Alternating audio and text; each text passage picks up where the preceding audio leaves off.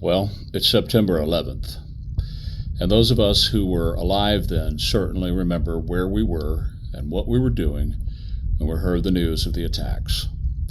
I was here, KTSA, doing the Ware Pair Morning Show with my father, Ricky Ware, when we got the tragic news that 3,000 or so of our fellow Americans had died. Since that time, hundreds of thousands have been affected by what happened 22 years ago today.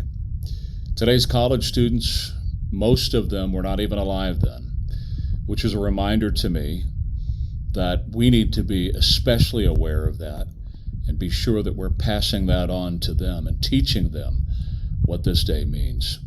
I'd like to share a story.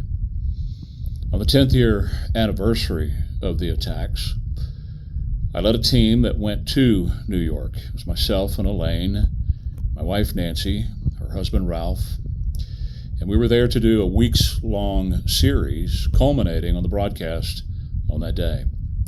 The first day we were there, we were looking for dinner, and we decided to grab a bottle of wine. We went to a small wine store in Manhattan. As they were picking out the wine, I talked to the man who was sitting behind the cash register by himself. He was the owner of the store. I asked him, would he be open to doing an interview? We were there as a radio team. We were doing video and audio. Would he be open to doing an interview with us about it? He declined, respectfully. He said, no one can understand this unless you were here on that day. I am a native New Yorker, he said.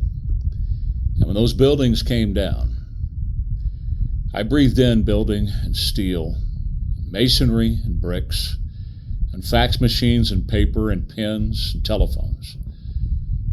But I also breathed in my fellow New Yorkers, my fellow Americans.